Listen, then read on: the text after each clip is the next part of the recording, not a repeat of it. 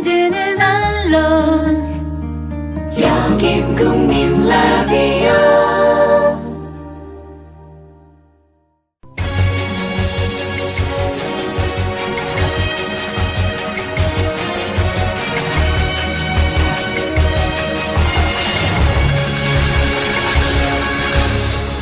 이강인의 예리한 시각.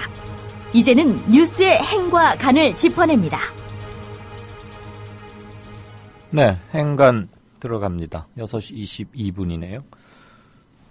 저는 조용기 목사 이름은 알고요.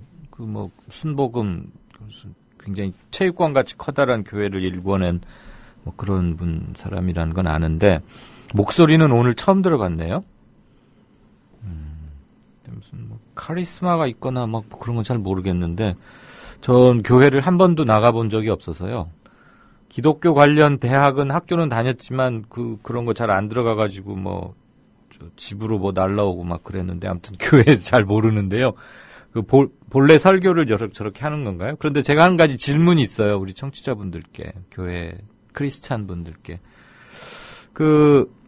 무슨 민주화 운동이나 이런 관련 말고요.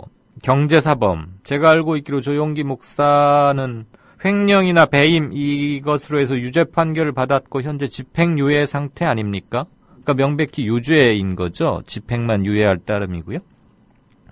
이런 상태에도 목회 활동, 설교를 해도 되는 건가요? 교회법과 실정법은 체계가 달라서 세속법에서 처벌받더라도 그게 상관이 없는 건지 잘 모르겠습니다만은 분명히 경제 행위, 경제 질서를 교란시켰다고 법원에서 판결을 받아서 유죄 판결자는 범법자잖아요. 그런데 어떻게 하느님의 말씀을 빌어서 좋은 일 합시다, 좋은 일 하세요, 나쁜 일 하지 마세요 이런 말을 할 수가 있는 거죠. 본인 자체가 이미 현실적으로 현실 세계에서 나쁜 일을 한 건데 그게 이해가 안 가고 또 그런 사람한테 둘이 쪼르르 달려가가지고 머리 숙이고 이렇게 있더라고요. 그걸 보고 안수라 그러나 안수가 전 뭔지 잘 모르는데 그래서 참 저렇게 급한가. 그 교회에 신도들이 많아서 지금 그러는 거겠죠. 아무튼 한번 보십시다. 6월 4일이 세월호 터진 지 49일째 되는 날이군요. 승객들이 300여 명, 지금 304명이라고 잠정 확정돼 있죠. 사망자.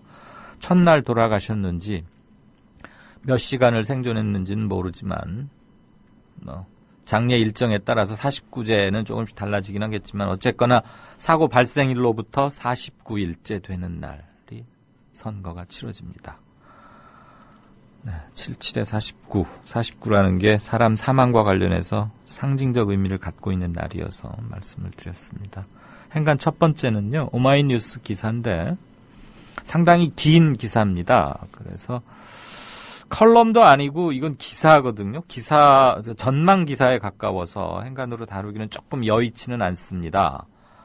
판세 분석이라는 문패를 달고 있고요. 여론조사 블랙아웃 시점. 그러니까 지금 공표 금지 기간인 깜깜이 선거 기간을 말하는 거죠. 해필 요때 김문수 총리론이 부각되는 이유라는 제목을 달고 있는 제법 긴 글인데요. 그 중에 우선 한 대목을 들으시겠고, 이 자체가 굉장히 오마이뉴스 기사들이 좀 종이 지면 형태가 아니니까 기사 길이가 좀 다른 제도권 신문보다 길죠. 분량이 긴데 그중에 핵심적인 거 한두 군데만 해서 말씀을 드리는 걸로 하고, 혹시 전문이 궁금하신 분이나 행간을 듣고서도 무슨 말인지 잘 요해가 안 된다라고 생각하시는 분께서는 수고스러우시겠지만 오마이뉴스에서 한번 찾아서 전문을 읽어주시는 것도 괜찮겠습니다. 우선 들으시죠. 민주당과 안철수 당이 전격적으로 합당할 때까지만 해도 선거판을 주도하는 듯 보였으나 딱 거기까지였다.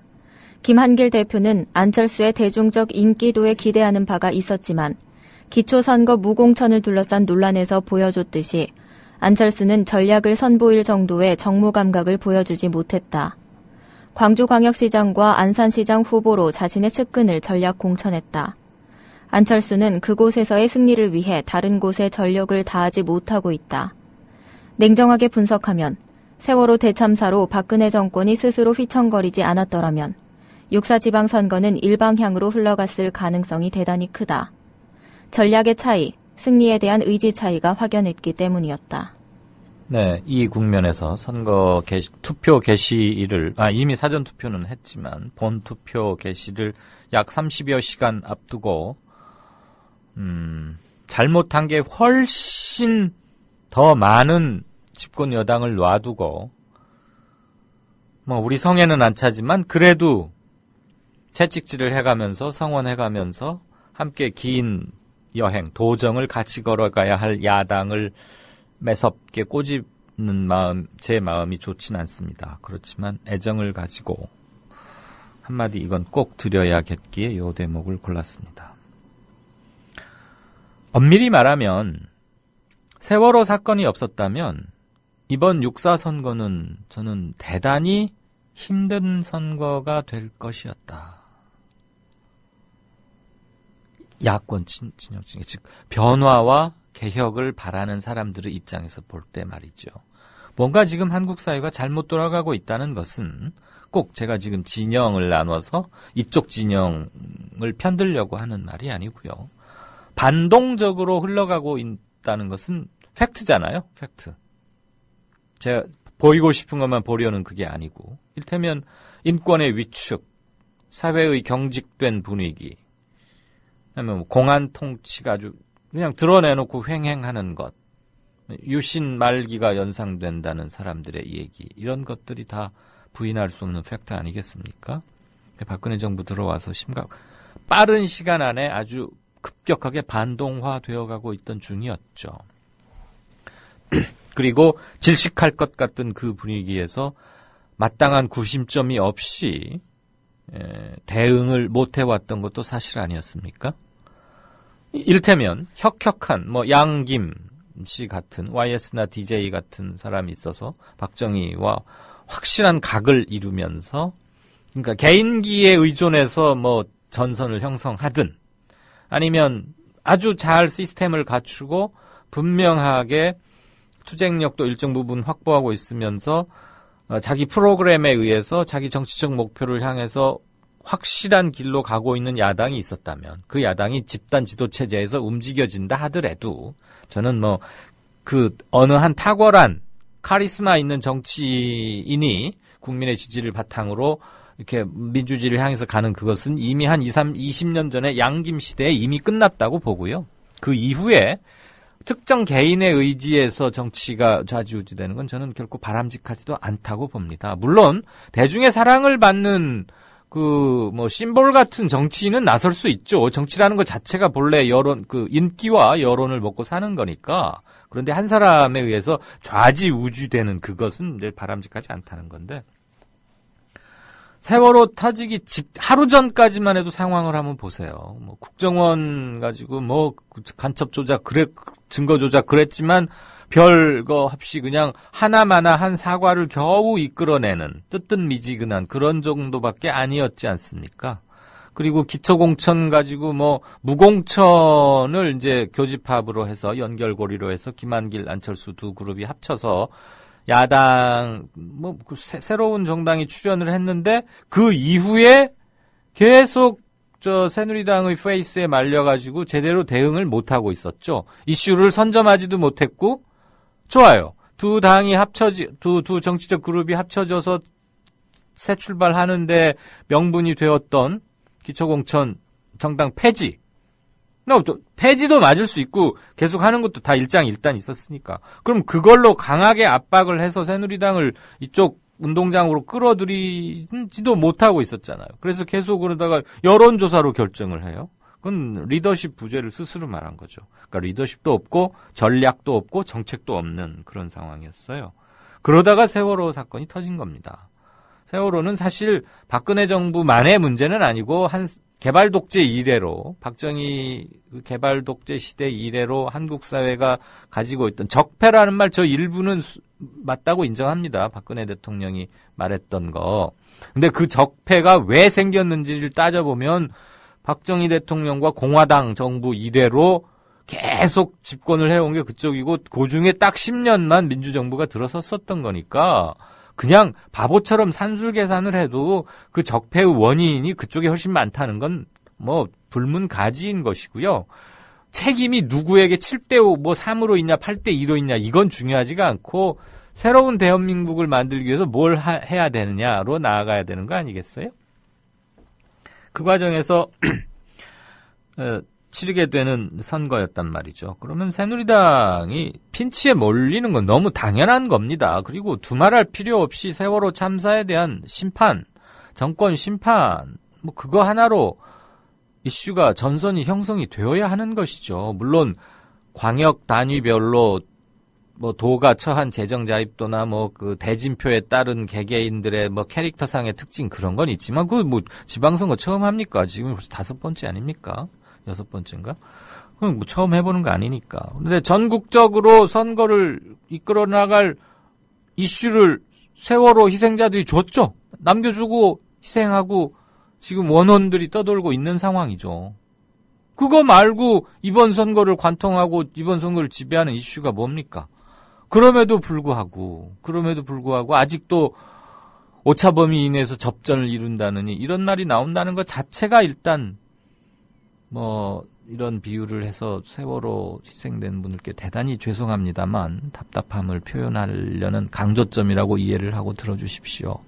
뭐 노마크 찬스나 다름없는 축구 경기에서 그런데도 문전에서 그만 뭐 드리블을 미스하거나 볼 트래핑을 잘못하거나 어쨌거나 해서 뭐 그러는 사이에 수비진이 대폭 들어와가지고 노마크 찬스였는데 이렇게 툭 차면 되는 거였는데 문전에서 헤매는 사이에 저쪽에 가 있던 상대편의 수비진들이 다 들어와서 공고히 포진을 하고 지금 뭐 골을 넣을 수 있니 없니 뭐 이런 얘기가 오가는 형국으로 되어가고 있는 듯이 보이잖아요. 아까 한국일보 양 기자하고도 얘기해 보니까 일테면 충남 같은 데서도 딱 붙었다. 그리고 어제 뭐 민주당 전략통들이 둘이 함께 나섰잖아요. 민병두 최재천 함께 나서서 했던 게 일부는 엄살이고 일부는 사실이라고 봅니다. 제가 듣고 있었던 바도 그렇고요. 그렇다고 보면 이번 선거를 놓친다면 그건 더 이상 정말 그 감정적이나 정서적으로도 용인할 수가 없는 것이고 한국 민주발전의 과정에서 또는 한국 정치사를 서술해가는 과정에서 대단히 큰 그 큰 커다란 구멍, 합리적으로 해석될 수 없는 커다란 구멍이 하나 생긴다라는 점을 일단 말씀드리겠고 그 뒷대목을 한 번 더 들으시죠. 막판 여론조사 결과 언론에서는 17곳 중 새누리가 6곳, 야권이 5곳 우세로 분석하고 있다. 나머지 6곳 중 부산, 세종, 경기에서 새누리는 승기를 잡기 위해 부산에서는 가덕도 신공항 유치 카드, 세종 충북에서는 박근혜는 충북의 딸로 접근하고 있다. 경기에서도 갑작스레 김문수 총리 후보론이 부각하고 있다. 위 3곳만 수성해도 지방선거 승리는 새누리로 넘어가는 분위기다. 나머지 경합지역인 인천, 강원, 충북 모두를 새정치연합이 이겨도 그러하다. 한 달 내내 울지 않다가 선거 막판에 방송 카메라 앞에서 긴 눈물을 흘렸던 박 대통령이 과연 웃을 수 있을까? 네, 긴 기사에 거의 그 앞에 들으신 것은 서론 부분이었고요. 이건 기사인데도 서론 본론 그런 형식을 취하고 있더라고요. 지금 막 들으신 것은 제일 끝입니다. 기사의 완전 결말이라고 할 수 있는데 그래서 앞 낭독분하고 잘 매치는 연결은 잘 안 되는데요. 새정치연합의 고민도 저도 한편 이해는 갑니다. 왜냐하면 4년 전인 2010년에 기대 밖의 대승을 했지요. 광역지사도 그렇고 기초선거도 그렇고 항상 지방선거는 바람이 위에서 아래로 내려가죠. 뭐 물이 이렇게 높은 데서 낮은 데로 흐르듯이 선거구 범위가 넓은 광역에서 한번 대강의 큰 틀이 잡혀지고 이슈를 누가 설정해서 아젠다를 세팅해서 이슈 파이팅, 이른바 이슈를 만들어가고 관리하면서 계속 유리하게 그러니까 연을 날릴 때 생각하시면 되죠. 제가 주도적으로 연줄을 늦췄다 땡겼다 함으로써 연과 나의 팽팽한 관계를 유지하면서 연을 내가 보내고 싶은 높이에 보내고 싶은 방향으로 보내느냐 아니면 연에 계속 끌려다니면서 내가 실 끊어뜨리지 않으려고 그냥 뭐 종기종기 이렇게 종종걸음 치느냐. 그건 이제 완전히 다르잖아요. 비유를 순간적으로 드린 건데 연상이 잘 되셨으면 좋겠습니다. 4년 전 상황도 그렇게 좋진 않았는데 천안함 사건이 터졌고 이명박 정부 그걸 이용하려고 했어요. 당연히 그랬겠죠. 눈앞에 떡이 있는데 그거에 대한 역품 아주 강하게 불었고 그래서 뭐 서울시장도 거의 잡았다가 놓친 격 아니었습니까? 그때 모든 여론조사가 오세훈 후보가 20%포인트 앞선다고 그랬는데 막상 까봤더니 어땠습니까? 0.6%포인트밖에 차이가 안 났잖아요. 그래서 한 3일만 더 늦게 선거가 치러졌다면 뒤집어졌다 이런 말도 있고 했는데 그때 새정치연합 당시는 이제 이름이 민주당이었겠지만 자기들이 왜 이긴지를 몰랐어요. 그게 비극이죠. 이기긴 이겼는데 대승을 했는데 왜 이겼는지를 명확히 모르는 거예요. 그 다음에 그냥 승리에 도취했고 그 이후로 모든 선거를 지기 시작하죠. 2012년 4.16 총선, 대선 뭐 이렇게. 그래서 지금 오늘에 이르는 건 알고. 그때 왜 이겼는지를 모르기 때문에 그런데 승리의 열매는 굉장히 컸기 때문에 바로 이전 선거와 비교되는 거 당연한 거 아닙니까?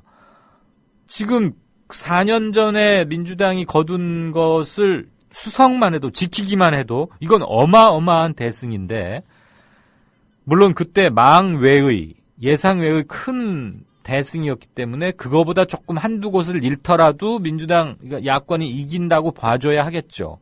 그런데 선거 직전에 당시는 천안함이 터졌고 이번에는 세월호가 사건이 벌어졌어요. 그러면 사건의 성격이나 참사의 규모, 그다음에 원인 이런 걸 따질 때 천안함도 물론 가슴 아픈 일이고 미스테리로 많이 남아있지만 전체 국민과 국가 시스템에까지 영향을 미친다는 측면에서는 세월호 사건이 훨씬 큰 거 아닙니까? 그럼에도 야당이 제대로 지금 효과적으로 이 국면을 관리하지 못하고 있다. 그때와 지금 사이에 변한 게 있다면 통합진보당이라는 이름이 종북으로 몰리고 그중에 이석기와 RO 같은 게 있어서 진보자 붙은 온갖 그룹이 정치적으로 굉장히 괴멸이라고 할 만큼 고립 상태에 빠져 있다. 그래서 시너지 효과는 매우 줄어들었다. 그다음에 야권 연대도 시도조차 되지 않고 있다. 그런 차이밖에 없거든요. 그거 말고 본질적으로 여와 야 이번 선거 전에 참여하고 있는 플레이어들이나 정치적 지형이나 조건들이 객관적으로 바뀐 건 사실 없죠. 즉 제가 드리고 싶은 말씀은 새정치연합 지금 이제 그러니까 야권은 4년 전에 승리에 취하고 기뻐할 줄만 알았지 왜 이겼는지 행운이 얼마였고 뭐가 어떻게 돼서 우리가 예상외로 큰 승리를 했는데 그것을 유지하기 위해서는 뭘 어떻게 해야 되고 그때 거품을 빼더라도 우리는 어디까지는 해야 한다. 이런 철저한 분석이나 반성이 없었다는 게 이번에 여실히 드러나고 있다라는 것과 안대희 파동이 지금 여권엔 굉장히 아프고 데미지가 클 겁니다. 왜? 우선 대통령의 지도력, 인사, 대통령, 우선 누구에게나 인사권은 아주 중요한 건데 거기서 굉장한 공개적으로 실패된 거 아니잖아요. 국민에 의해서 거부된 거죠. 쉽게 말하면. 인사청문회가 열리기도 전에 안대희 총리 내정자는 자기 그나마 남은 명예를 주섬주섬 챙기는 듯이 돌아섰지만 그것은 안대희 개인의 허물에 그치는 게 아니었고 지명자의 실패로 돌아간 거잖아요. 그럼 박근혜 대통령은 리더십에 결정적인 또 한 번의 데미지를 입은 겁니다. 벌써 인사로 이게 몇 번째입니까? 그렇다고 보면 대통령이 안 그래도 세월호 사건 때문에 핀치에 몰려 있었는데 회심의 일격이라고 생각했던 안대희라는 상품을 내놨는데 그리고 일정 부분 첫날은 꽤 잘 팔렸는데 새로 문 연 고려당이나 태극당 앞에 빵집에 새 메뉴가 하나 와서 줄을 섰는데 알고 보니까 그 빵 속에 든 팥이 몸에 굉장히 나쁜 너무 고당도라거나 또는 몸에 써서는 인체가 사람이 먹어서는 안 되는 무슨 이상한 사카린 같은 게 들어있었다거나 말하자면 그런 거죠. 그래서 빵을 갑자기 안 팔게 됐잖아요. 그러면 이 위기를 어떻게 벗어날까? 국무총리론 김문수가 적당해 보이는 거예요. 왜? 친박계는 사실 김문수를 우습게 알거든요. 왜냐하면 지난번 대통령 후보 경선 때 너무나 게임이 안 되게 졌잖아요. 아주 원사이드하게. 그때 박근혜 후보가 당내 경선 때 아마 73, 4%인가? 제 기억이 정확치는 않은데 70%를 넘었던 건 맞을 거예요. 그리고 그냥 김문수 후보는 그냥 그 박근혜 후보 혼자 뛰게 하기 뭐 하니까 뭐 이렇게 뭐라 그러죠? 그 페이스메이커 하듯이 이렇게 와서 그냥 올림픽 정신도 아닌처럼 완주하고 그냥 의미를 찾고 차기를 예약하는 듯한. 그렇지만 어느 누구도 김문수가 지금 2년, 3년 전 얘기를 하고 있는 겁니다. 김문수 의원에게 후보 자리가 돌아가리라고는 본인도 생각 안 했을 것이고 다들 주변에서 그랬겠죠. 그런데 지금 그 경기지사 어려우니까 한 번 더 해달라는 말을 굳고 만류하고 끝까지 버티던 김문수 전 지사를 총리로 만지작거리는 이유는 뭘까요? 우선 전 경기지사를 총리에 발탁하면 경기도 선거에 아무래도 영향을 미치지 않겠습니까? 심정적으로. 뭐 남경필 후보한테 여권 후보한테 아무래도 조금 도움이 되겠죠. 그런데 이번 경기도 선거가 갖는 정치적 의미는 저는 서울시장보다 더 크다고 생각합니다. 서울시장은 그냥 현역 박원순 시장이 그 수성하느냐 못하느냐의 문제인데 경기도는 현역 지사가 자리를 비웠죠. 그러니까 무주공산 상태에서 우리나라 최대의 지역구이자 한국의 복합적인 정치 지형이나 성격이나 유권자의 성향을 한 곳에 응축시켜 놓은 대표적인 지역구, 그러니까 선거판이 경기도인데 거기를 누가 획득하느냐는 향후 전국 그 역학 구도를 짜는 데서 중요할 것이고 정계 개편이 일어난다면 재보선까지 거친 뒤에 정계 개편 소지는 많이 줄었다고 보지만 그런 점에서 김문수 카드는 여러모로 무난하다. 그런데 선거 전에 발표는 안 할 것이다. 단지 흘리는 것은 할 수 있다. 이런 점을 보고. 어쨌거나 드리고 싶은 말씀, 아까 제가 연 날리는 거에 비유를 했는데, 연을 충분히 희롱하듯 지금 잘 그렇게 할 수 있는 풍량과 풍향과 그 연줄에 그 매겨놓은 그 사금팔이 좌우 이런 게 충분했음에도 막상 연을 띄우러 나와서 보니까 연에 끌려다니거나 연줄을 붙잡고 버티기만 하는데도 연연해하고 있는 형국이다. 그런 점을 말씀드리겠습니다. 지금 뭐 깜깜이 선거라서 각자 뭐 5곳이 확실하다, 4곳이 확실하다 이것은 거기까지는 일치하는 것 같고요. 그 이외에는 정말 알 수 없는 형국으로 가고 있는 건 사실인 것 같습니다. 그러니까 엄살이 아니라 긴장해야 할 필요는 있겠다. 그래서 워낙 정치의식들이 수준들이 높으시고 의식이 아주 고양되고 발달되어 계신 우리 청취자분들이니까 주변 분들하고 사적으로 얘기 나누실 때 이런 것들을 감안해서 나머지 몇십 시간을 보내주시면 우리가 한 마음으로 바라는 것은 좀 더 가까이 갈 수 있지 않겠느냐. 또는 참담한 패배는 면해야 되는 게 아닌가. 만약 이번 지방선거에서 진다면은 그 무력감, 공허함, 열패감, 좌절감 이런 것들은 저는 세월호 충격에 버금갈 것이라고 생각이 들어서 감히 한 말씀 드렸습니다.